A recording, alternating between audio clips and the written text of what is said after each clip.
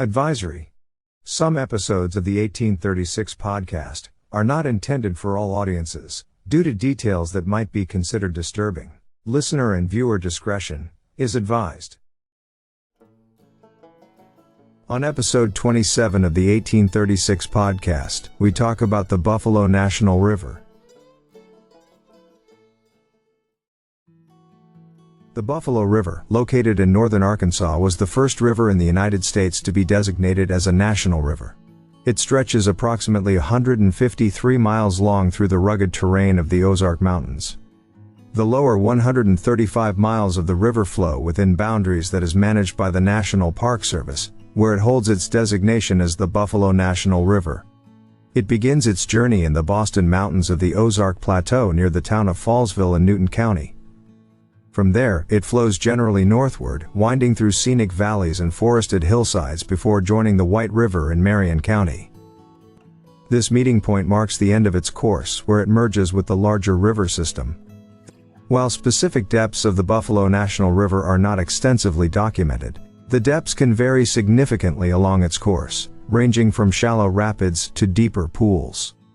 In some sections, particularly during periods of high water flow, the river can reach depths of up to 60 feet.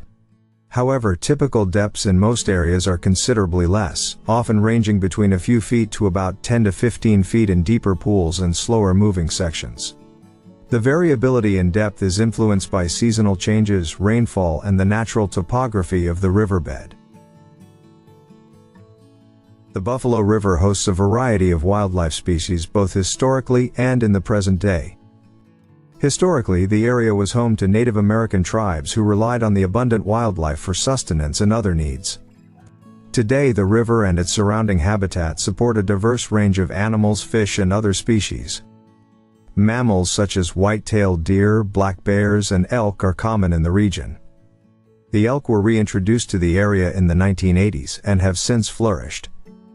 Smaller mammals like coons, possums, and various species of bats also inhabit the area. Birdwatchers can spot numerous bird species, including bald eagles, red-tailed hawks, and wild turkeys.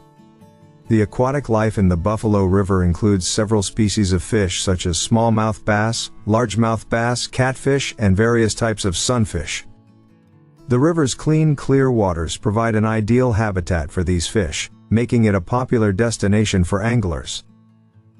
Additionally, amphibians like frogs and salamanders, as well as reptiles such as turtles and snakes, can be found along the riverbanks and in the surrounding forested areas. The Buffalo River area has been inhabited by Native Americans for thousands of years. Evidence suggests prehistoric Native American presence around 9500 BC, with a lifestyle centered on hunting and foraging.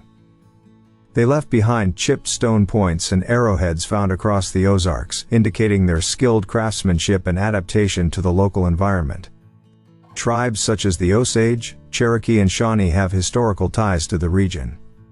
The Cherokee in particular had a significant impact despite their major settlement being south of the Buffalo River area. By 1808, a portion of the Cherokee Nation was granted land that included the Buffalo River watershed, influencing the area's cultural landscape. Settlement along the Buffalo River watershed began in the late 1820s, primarily focused on fertile bottomland fields suitable for farming. Early settlers cultivated small fields to sustain their families and livestock, often choosing locations near water sources crucial for survival. Legal ownership of land was formalized after federal surveys from 1820 to 1845, documenting settlement patterns and identifying key features like roads and waterways. The Homestead Act post-Civil War further spurred land claims, expanding farms and introducing cash crops like cotton. Families such as the Cecils left lasting legacies, as evidenced by natural landmarks like Cecil Creek, showcasing their enduring impact on the region's development. During the Civil War era, the Buffalo River Valley was divided in allegiance between Union and Confederate sympathizers. Confederate control of caves from 1861 to 1862 facilitated the extraction of bat guano, crucial for gunpowder production. The rugged terrain also made the area a refuge for bushwhackers and deserters by 1863, prompting many settlers to relocate temporarily to avoid conflict. The war disrupted daily life for homesteaders, impacting agricultural production and overall stability until its conclusion. The scars of this conflict, though temporary, influenced settlement patterns and community dynamics along the Buffalo River. Unlike other major rivers in the United States, steamboats did not play a significant role on the Buffalo National River due to its shallow and rocky nature. However, during the zinc rush era in the late 19th century, steamboats were used for transportation along the Buffalo National River. Initially primarily used for transporting goods and materials, steamboats like the T.E. Morrison and Dauntless navigated the river's shallow and sometimes treacherous waters, particularly up to mining areas around Rush Creek. Captain Albert Cravens and Captain Will T. Warner were notable figures during this period, each achieving significant feats in navigating upstream against the river's current. Captain Warner's successful trip with the Dauntless in April 1896, traveling 40 miles up the Buffalo River to Rush Creek, highlighted the river's potential for navigation despite its challenges. The steamboats faced numerous obstacles during their journeys, including shallow rapids, overhanging tree branches that required frequent clearing, and the need to employ innovative methods like laying lines across shoals to maneuver upstream. Despite these challenges, these steamboats temporarily opened up the Buffalo River for transportation of zinc ore and other goods, contributing significantly to the economic activities in the region. However, the era of steamboat navigation on the Buffalo River was relatively short-lived, with the practicality and cost-effectiveness of other transportation methods like railroads ultimately superseding the steamboats. The legacy of Captain Will T. Warner and the Dauntless remains a testament to the pioneering spirit and the early efforts to utilize the Buffalo River for commercial transportation during the zinc rush era. Before bridges were constructed, ferries played a crucial role in facilitating transportation across the Buffalo River. Several ferries operated along different points of the river, including Irby Ferry near the community of Irby, Ponca Ferry near Ponca, Boxley Ferry in Boxley Valley, Hasty Ferry near Hasty, and the Dillard Ferry, south of Yellville. These ferries were essential for transporting people, livestock and goods, connecting communities and supporting economic activities in the region. They provided vital links across the river, particularly before road infrastructure developed significantly in northern Arkansas. Over time, as bridges were constructed and road networks improved, the importance of these ferries declined. The transition marked a shift in transportation history along the Buffalo National River, reflecting broader advancements in infrastructure and connectivity in the area. Despite their historical significance, many of these ferries eventually became obsolete, with their operations ceasing as alternative means of crossing the river became more prevalent. Today, their legacy is remembered as part of the rich cultural and transportation history of the Buffalo River region in Arkansas.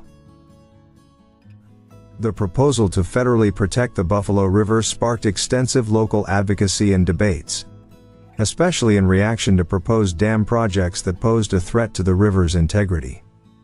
Despite significant support, the proposal encountered opposition from local residents, business interests, and political figures wary of potential impacts on traditional land use practices like logging and agriculture. Concerns also arose over federal government control, prompting debates on property rights and local autonomy. Opponents argued that the designation could restrict economic development opportunities such as hydroelectric projects and questioned the necessity of federal protection, advocating for local management or state-level conservation efforts instead. Over time, however, support for the National River designation strengthened among local communities, conservationists, and policymakers. The shift was driven by recognition of the economic benefits from tourism and outdoor recreation associated with national park status. Arguments favoring preservation of cultural heritage, natural landscapes, and recreational opportunities bolstered acceptance, fostering a sense of pride and stewardship among residents.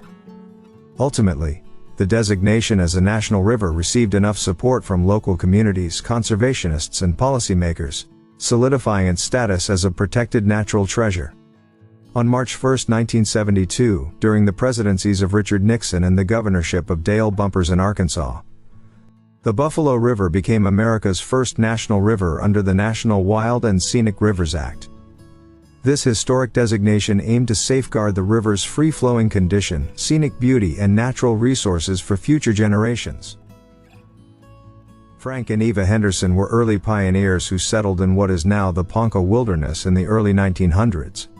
Together they cleared the land and built their cabin, dedicating themselves to raising cattle and tending fields along the Buffalo River. Frank passed away in 1959.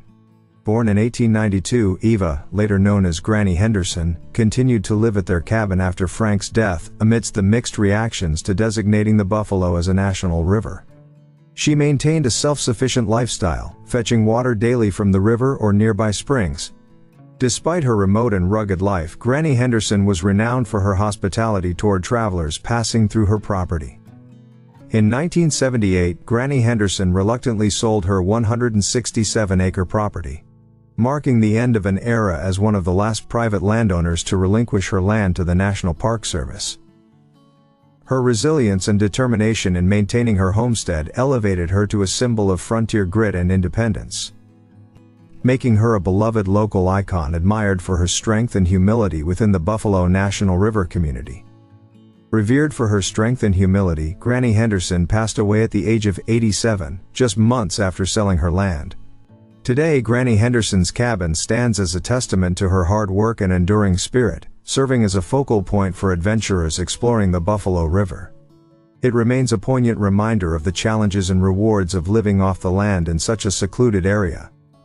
Accessible only by canoe, horseback, or hiking, visitors can immerse themselves in the tranquility and natural beauty that captivated Granny Henderson throughout her remarkable life. The Buffalo National River in Arkansas is home to several significant bridges that play essential roles in local transportation and access to recreational areas. Among them are the Pruitt and Ponca low water bridges, which have served as vital crossings in the northern stretches of the river since their construction in the early 20th century. These bridges are pivotal for hikers, campers, and anglers exploring the area's natural beauty. In addition, the Highway 14 bridge, located south of Yellville, is a modern concrete structure that is indispensable for residents and tourists accessing recreational opportunities along the river. Each of these bridges not only enhances connectivity within the region, but also facilitates visitor access to the diverse outdoor activities available in the Buffalo National River.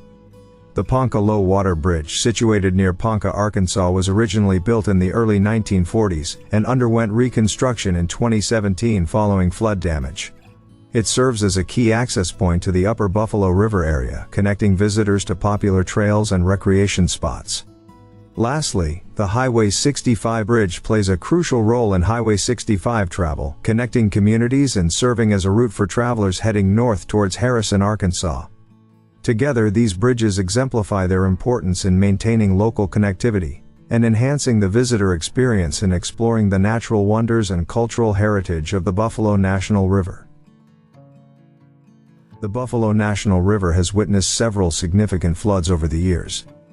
The river's variable flow patterns, influenced by seasonal rainfall and topography, contribute to periodic flooding events that impact surrounding communities and natural habitats. Floods have historically caused disruptions to agricultural activities, infrastructure, and recreational facilities along the river. Among the most notable were the April 1973 flood, which caused extensive damage to the river and its tributaries due to heavy rainfall and rapid water level rises. Another major event occurred in December 1982, impacting infrastructure and landscapes along the riverbanks. In March 2008, heavy rainfall led to significant flooding throughout the Buffalo River, affecting nearby communities and necessitating temporary closures within the national park.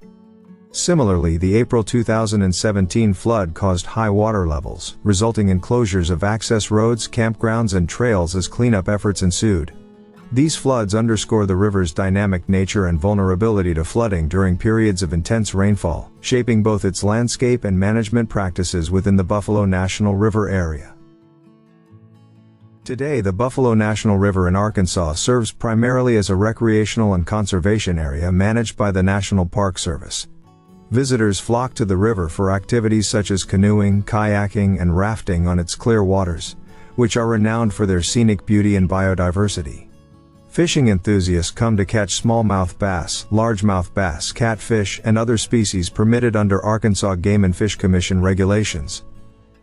Hiking trails traverse the surrounding Ozark Mountains, offering access to overlooks, waterfalls, and diverse ecosystems. Camping facilities, both developed and backcountry, provide opportunities for visitors to immerse themselves in the natural surroundings. The Buffalo National River also supports wildlife viewing, photography, and educational programs that highlight its cultural history, geological formations, and ecological significance. Overall, the river continues to attract outdoor enthusiasts seeking adventure, solitude, and appreciation for America's very first national river.